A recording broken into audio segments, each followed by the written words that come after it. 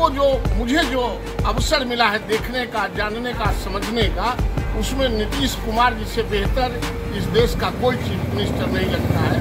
हम तो नीतीश कुमार के ही कार्यकाल में नीतीश कुमार जी को देख रहे हैं, इसलिए हमको तो हमेशा देश का बेहतर चीफ मिनिस्टर के रूप में नीतीश कुमार जी को देखते हैं और वही बेहतरी के लिए भारतीय जनता पार्टी उनको समर्थन दे रखा है।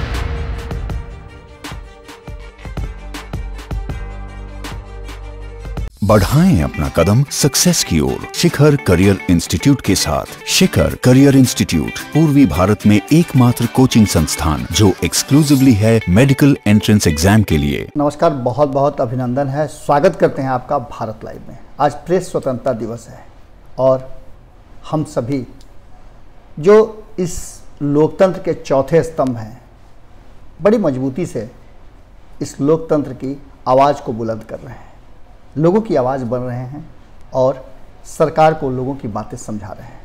आप सभी जो स्वतंत्र पत्रकारिता कर रहे हैं, अपनी आवाज़ें बुलंद कर रहे हैं और मुखर होकर अपनी बातें रख रहे हैं, उन सभी को बहुत बहुत प्रणाम और बहुत बहुत बधाई।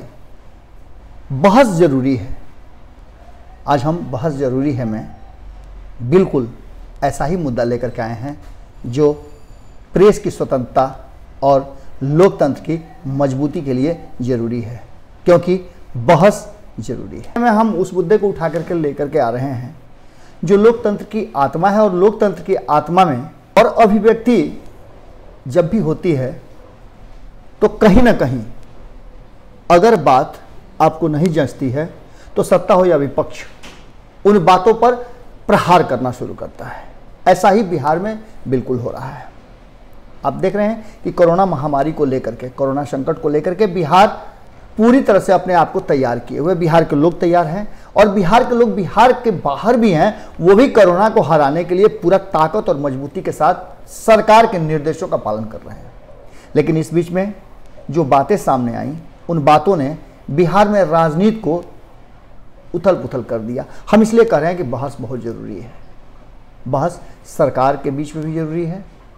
गठबंधन की राजनीतिक परंपरा का जो शुरुआत हुआ है उसमें बहस और ज़्यादा जरूरी है, क्योंकि अलग अलग दल होते हैं, अलग अलग दलों के अलग अलग आइडियोलॉजी होते हैं, लेकिन साथ चलने के जो एक साथ एजेंडा बनाते हैं, उस एजेंडा में कहीं ना कहीं अपने तरफ खींचने का, जैसा कि आपने सुना होगा कि बिहार डबल इंजन की सरकार की बात करता है।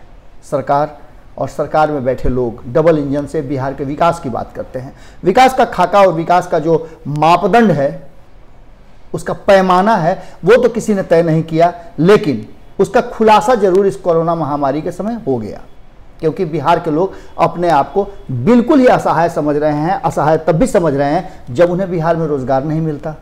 असहाय तब भी समझ रहे हैं जब वो बाहर में रहते हैं और बिहार की सरकार, जिसकी जिम्मेवारी जवाबदेही बनती है कि लोगों को सुरक्षित रखे, लोगों की जानकारी रखे, लोगों को सहायता पहुंचाए, तब भी बिहार की सरकार हाथ खड़े कर देती है और केंद्र पर सारी बातें थोप देती है। डबल इंजन की सरकार में अब इंजन की बात हम करते हैं। इंजन की बात इसलिए हम कर रहे हैं कि रेल से वापस लाने की व्यवस्था हो गई। बिहार सरकार की बात को केंद्र ने मान लिया और कई राज्यों में, बिहार में भी ट्रेन का आवागमन शुरू हो गया। लोग आने लगे जो बाहर फंसे हुए थे। लेकिन इसमें बहुत बड़ी एक समस्या सामने आ गई और उस समस्या को लेकर के खासकर सत्ता में साथी और भागीदार भारतीय जनता पार्टी को नागवार गुजरा। जब भारतीय जनता पार्टी नीतीश कुमार के हर बातों को मानने के लिए बाध्य है, मान भी रही है, हो सकता है कि कुछ ऐसी बातें हो जो नहीं भी मान रही हो, जिसके लिए लगातार चर्चाएं चल रही थी, जैसे कोरोना महामारी से लड़ने के लिए जो आवश्यक सामग्री थी, वस्तुएं थी, किट्स थे, मास्क थे, वो सब नहीं आ रहे थे, वेंटिलेटर नहीं आ रहे थे। उसको लेकर के भी विपक्ष और सत्ता पक्ष दोनों ने बातों को रखा और तब नीतीश कुमार को इस बात का विरोध करना चाहिए था, खोल करके आना चाहिए था कि केंद्र हमें सहयोग नहीं कर रही है। लेकिन जब केंद्र सहयोग करने लगी तो उसके बाद जब आपने मांग कर दिया कि ट्रेनों का परिचालन किया जाए जिससे कि लोगों को वापस लाया जा सके, तो फिर आप अपनी बात से क्यों पलट रहे हैं? इन्हीं सब बातों को लेकर के संजय जायसवाल ने सीधे तौर पे नीतीश कुमार के सरकार के कार्य पद्धति और क्रियाकलापों पर उंगली उठाया था। उन्होंने कहा था कि सरकार को, जो भारत लाइव पहले ही कह चुका है, उन्हीं बातों को उद्धृत करते हुए कहीं ना कहीं संजय जायसवाल ने भी सवाल खड़े किए, जो कि विपक्ष को खड़े करना चाहिए। हम बार बार विपक्ष की बात इसलिए कह रहे हैं कि कहीं ना कहीं हमें लग रहा है, हमारा जो आकलन है उस आकलन में हमें यह लग रहा है कि सरकार को घेरने में, सरकार को जनता की आवाज बनने में विपक्ष कहीं ना कहीं थोड़ा पिछड़ा हुआ है। विपक्ष लोगों को सहायता पहुंचाने में भले आगे हो, लेकिन सरकार को जिसका कि काम है उसे नहीं करने देना और उससे नहीं करवाना, यह विपक्ष की नाकामी है। हम इसी की बात कर रहे हैं और यही बात संजय जायसवाल, जो कि बिहार में भारतीय जनता पार्टी के अध्यक्ष हैं, एमपी भी हैं, तीसरी बार एमपी रहे हैं और उन पर पार्टी को भरोसा है, तभी तो उन्हें अध्यक्ष बनाई है। लेकिन उनके बयान के बाद जो माहौल बिहार में है वो दो खेमा हो गया। हालांकि आप चाहे जितना भी छुपा लें, भारतीय जनता पार्टी में दो खेमा हमेशा से रहा है और आज भी है। कभी कभी बीच बीच में अध्यक्ष अगर उस खेमे के अनुरूप हो जाते हैं तो मामला गंभीर नहीं होता, लेकिन फिर भी खेमा दो होता ही है। इस बार अध्यक्ष के लेकर के अध्यक्ष का खेमा अलग है और एक दूसरा खेमा जो है वो सत्ता के साथ सटा हुआ है, वो अलग है। आपको बता दें कि इन सब बातों को लेकर के संजय जायसवाल ने जो बातें कही, वो बातें बिल्कुल 200% सत्य मानिए। हालांकि 100% में ही सत्य होता है, लेकिन हम इसको और ज्यादा इसलिए बोल रहे हैं कि नोडल अधिकारियों की नियुक्ति का सवाल हमने भी खड़ा किया था।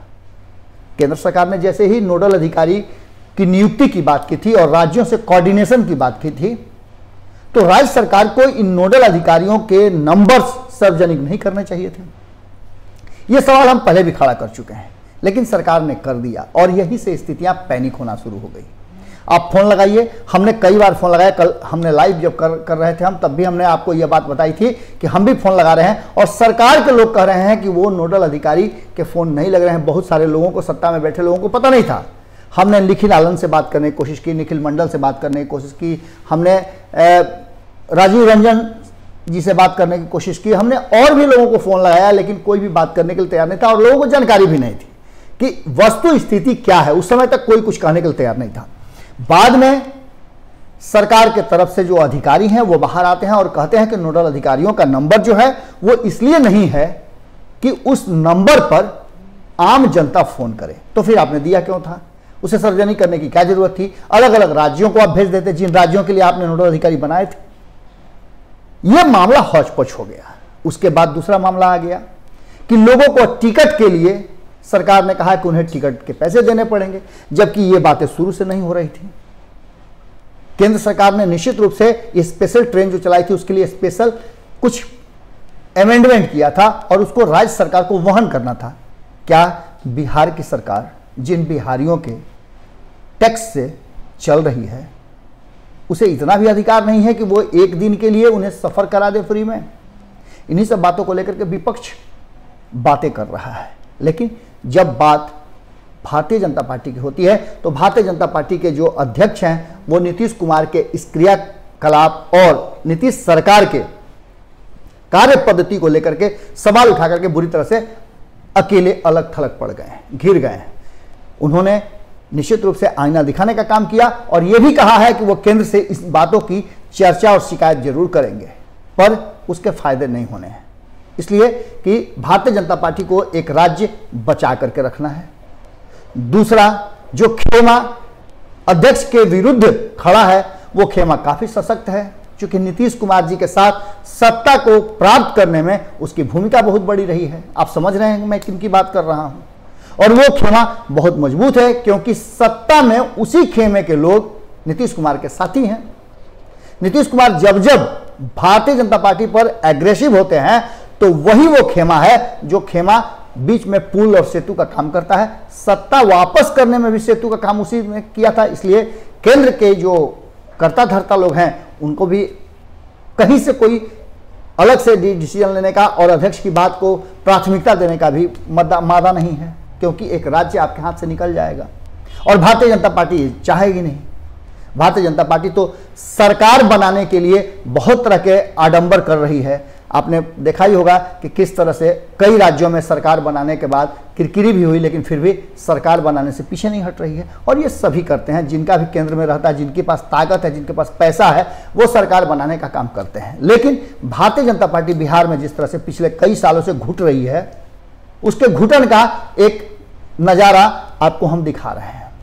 पहला तो आपको हमने बता दिया कि किस तरह से संजय जायसवाल हमला करके बुरी तरह से अलग थलग पड़ गए हैं, और दूसरी तरफ नवल किशोर यादव एमएलसी हैं, जो पहले कभी आरजेडी में हुआ करते थे, आज वो भारतीय जनता पार्टी में है और भारतीय जनता पार्टी से एमएलसी भी हैं।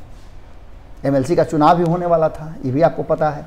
अब कहीं ना कहीं नवल किशोर यादव ने संजय जायसवाल के बयान पर अपनी जो बात रखी है, वो बात कहीं ना कहीं स्वामी भक्ति दिखाती है नीतीश कुमार के। हालांकि नीतीश कुमार के डिसीजन को लेकर के हम भी कह रहे हैं, हमारा भी कहना है और बहुत लोगों का कहना है कि नीतीश कुमार का डिसीजन बिल्कुल ही सटीक था, लेकिन इस डिसीजन में कहां त्रुटि रह गई वो भी हमने बताया। ऐसी स्थिति में हम बार बार आपको हम पहले सुनाते हैं कि किस तरह से नवल किशोर यादव ने संजय जायसवाल के बयान पर अपनी प्रतिक्रिया दी है, ये हम आपको सुनाते हैं। इससे पहले आप समझ लीजिए कि कहीं ना कहीं नीतीश कुमार जी को ओपन मैदान मिल गया है, और इस मैदान में नीतीश कुमार के हाथ, दोनों हाथों में लड्डू है। भले बिहारी चाहे तड़प रहे हों या बिहार के लोग वापसी के लिए तड़फड़ा रहे हों, उससे किसी को कोई मतलब नहीं है। सरकार अपनी गति से चल रही है, लोग चाहे जितना भी परेशान हो लें, तड़प लें, लेकिन उनके पास कोई रास्ता नहीं है। अब स्थिति ऐसी है कि लॉकडाउन के नियमों के तहत वो पैदल भी नहीं आ सकते हैं, अपनी वाहन से भी नहीं आ सकते हैं। आना तभी उनको पड़ेगा जब सरकार उनको लेकर के आएगी। और सरकार ने लाने का जो तरीका अपनाया है, वो तरीका आप भी जब देख रहे हैं कि किस तरह से हौच-पौच और असमंजस की स्थिति है। अगर कोई सवाल खड़े करता है तो वो दोषी करार दे दिया जाता है, उसे अलग थलग माना जाता है और सरकार विरोधी माना जाता है, राजनीति करने की बात कही जाती है। पर विपक्ष को चाहिए कि अपनी भूमिका में आ जाए। और एक बार फिर मैं दोहरा रहा हूं कि क्या कर रहे हैं मदन मोहन झा जी, बिहार के लोग आपके भी हैं। क्या कर रहे हैं आप तेजस्वी यादव जी, बिहार के लोग आपके भी हैं। आप 2008 का उदाहरण देकर के कि लालू जी ने ट्रेन चलाई थी मुफ्त में, नहीं आप बच सकते। आप क्या कर रहे हैं उपेंद्र कुशवाहा जी, आपने नीतीश कुमार की बड़ाई भी की थी, लेकिन नीतीश कुमार जो कर रहे हैं उस पर आपकी प्रतिक्रिया बहुत ज़रूरी है, और इसके लिए सरकार को मजबूर करना भी बहुत ज़रूरी है। पप्पू यादव जी क्या कर रहे हैं, आप बसों का इंतजाम करना बंद कीजिए और सरकार पर दबाव बनाइए। प्रशांत किशोर जी दबाव बनाइए, उपेंद्र कुशवाहा के साथ साथ मुकेश सहनी जी भी दबाव बनाइए। जीतन राम मांझी जी, आप जो अभी खोज रहे हैं कि समन्वय बनाई जाए, कैसा समन्वय अभी ज़रूरी है, बिहार के लोगों को वापस लाना, वो कैसे आएंगे, इसका इंतजाम करवाइए सरकार से। क्योंकि आपके बस में नहीं है, सरकार के पास सारे तंत्र हैं, सरकार ला सकती है और सरकार पर ही दबाव आपको बनाना होगा। संजय जायसवाल जी ने बिल्कुल सही बात कही है, और उस पर जिस तरह के प्रतिक्रिया दिए जा रहे हैं, जिस तरह की बातें हो रही हैं, आपने ये भी सुना होगा कि किस तरह से एक एमपी हमारे सत्य शोध में फेल हो जाते हैं। हम बात करने का प्रयास करते हैं तो नहीं बात होती है, जब जनता से बात होती है तो वो कहते हैं कि किसी अल्पसंख्यक ने हमें वोट नहीं दिया था। इसका अब देखिएगा सोशल मीडिया पर बहुत वायरल हो रहा है, तेजस्वी यादव ने इसको रीट्वीट भी किया है। एक वायरल हो रहा है सुपौल के एमपी साहब का कि उन्होंने सीधे तौर पे कहा है कि जाइए जो करना है कर लीजिएगा, आपने हमको वोट नहीं दिया था इसलिए हम आपके लिए कुछ नहीं कर पाएंगे। खैर ये सब बातें तो आप देख ही रहे हैं, भारत लाइव ने भी उस रीट्वीट को ट्वीट किया था, आप देख सकते हैं। स्थिति बहुत पैनिक हो रही है, बहुत भयंकर है, और ऐसी स्थिति में सत्ता और विपक्ष का मुंह छोड़ करके सीधे तौर पे बिहारियों को वापस लाने के लिए दबाव बनाने का काम निश्चित रूप से विपक्ष को करना चाहिए। संजय जायसवाल विपक्ष की भूमिका में आ रहे हैं, और विपक्ष क्या कर रहा है। जब संजय जायसवाल जी इस पर कहिए रहे हैं तो उनको उनका अनुभव है, वही बता सकते हैं। उनके बारे में मैं कैसे कहूँ कि किससे अनुभव लेना चाहिए। मैं योगी जी को जानता नहीं, मैं योगी जी के राज्य सरकार में मैं कभी उत्तर प्रदेश में गया नहीं।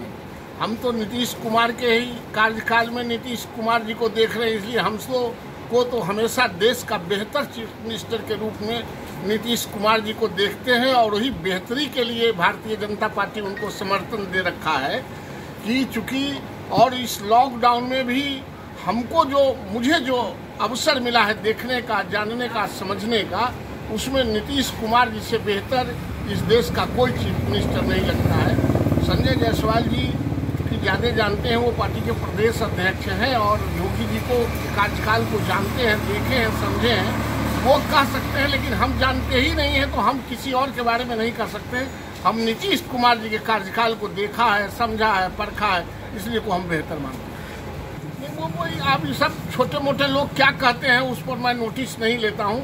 नीतीश लोकतंत्र में कोई किसी को इज्जत नहीं बचाता है। ये सवाल बिहार के मजदूरों का, कारीगरों का नहीं है। अब आप कभी बिहार की बात कीजिए, कभी बंगाल की बात कीजिए, कभी तमिल की बात कीजिए, कभी उड़ीसा की बात कीजिए, कभी मराठा की बात कीजिए। भारतीय कहाँ है? हम भारत के बात करने वाले लोग हैं। ये भारतीयों के लिए इंतजाम करना, किसी के इज्जत बचाना और किसी का इज्जत उतारना नहीं है। ये भारत का काम है। अगर भारत माता की जय है तो भारत माता के यही लोग जय हैं। कोई भारत का 3 अक्षर जय नहीं होता है। इसलिए कौन किसका इज्जत बचा दिया यह मैं नहीं कह सकता हूँ। भारतीयों के लिए भारत की सरकार ने इस तरह का व्यवस्था किया है, वो धन्यवाद की पात्र है। ये अवसर है सबके लिए, ये अवसर है बिहारियों को अपना मादा दिखाने का। बिहार के लोग हर नियम को मानने के लिए तैयार हैं। अब वक्त आपका है, समय आपका है, आप आगे बढ़ करके और बिहारियों को गले लगाइए या फिर सोशल डिस्टेंसिंग मेंटेन करते हुए उन्हें वापस ले आइए। बहुत ज़रूरी है। लेकिन इस बीच में इतना तो जरूर है कि बिहार भारतीय जनता पार्टी 2 फाड़ नजर आ रही है, अलग थलग पड़ गए हैं संजय जायसवाल, और इसको कैश करने का दोनों तरफ से विपक्ष के पास एक बेहतर अवसर है। अवसर इसीलिए हम बार बार कह रहे हैं कि बहस बहुत ज़रूरी है। बहस होगी तभी लोकतंत्र जिंदा रहेगा। फिर मिलते हैं किसी एपिसोड में। नमस्कार।